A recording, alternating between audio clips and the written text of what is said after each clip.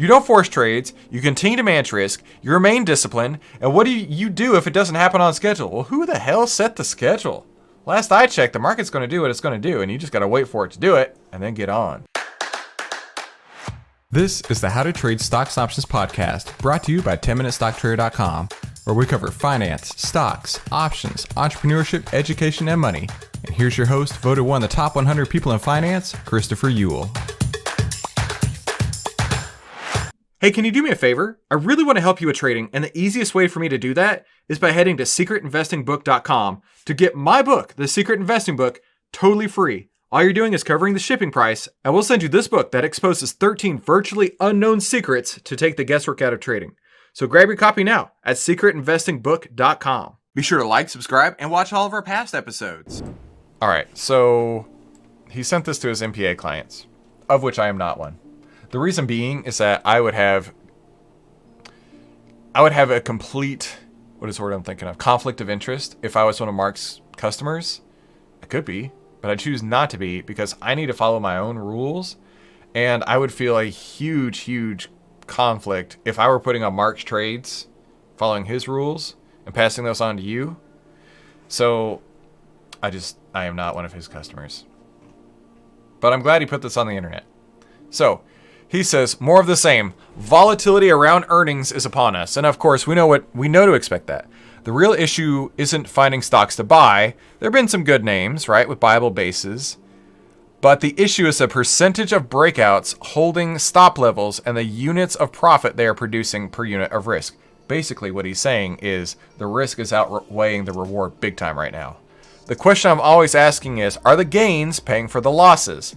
Well, my answer is no. I never get bold. To the contrary, I don't even continue trading the same size and frequency. I reduce my size and activity. Sounds like what we've been talking about. This is an automatic response, but just as axiomatic is my willingness to step up my size and activity when trades are going well.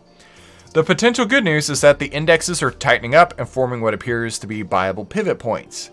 This is where we need to watch for market breakout to the upside with broadening participation, aka breadth. What he's saying specifically, like read this as if you were a 10-minute stock trader, right? Read this like we do. They're forming buyable pivot points. They're need to watch for market breakouts. What he's saying here is the action is looking bullish, exactly what we've been saying here, right? But we're not seeing the follow through. Watch for breakouts with broadening participation. Watch for the follow-through moves with market breadth. He's saying that in a different term, but he's saying that. But what if that doesn't happen? Especially what if that doesn't happen on schedule?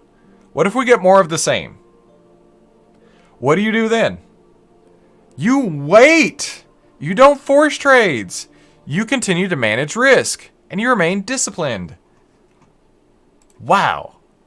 It's almost like we say exactly what Mark says, because this is the way that what trading makes money, okay?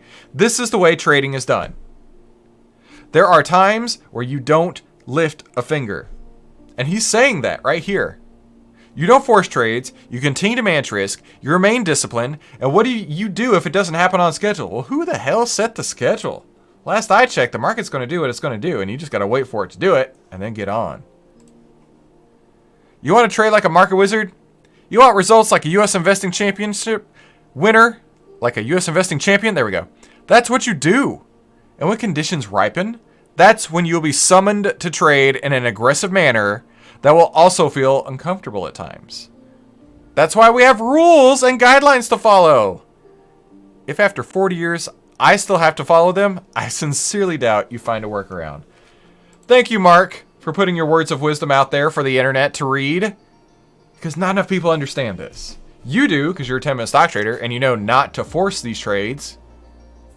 But the majority of people, they look at their account and they say, I got money to blow, let's do something.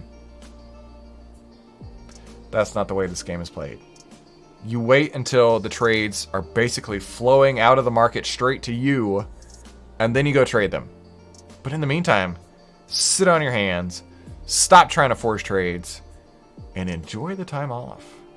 Because as you know, as you've seen, There will be plenty of days where we have so much to do we run out of time. But that time is not right now. So I really appreciate Mark putting that out there. Thank you all so much for coming to today's 10-minute trading room. Don't forget, tomorrow is a Discord only day. I'll send you guys a couple pictures of my new Tesla. Pretty excited about that. Interesting. I'm sure I'll tell you the story of the pickup, but the delivery is interesting because we got an email that says it's going to be at this parking lot at this address, and you're not going to talk to anybody. Your car's just going to be right there. And I'm like, is that it? You just get it and go? Wow, this is so different.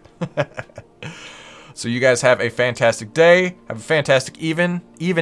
I'll see you over on the Discord, and we'll talk soon. Hey, don't forget to grab your free Secret Investing book over at secretinvestingbook.com while it's still available.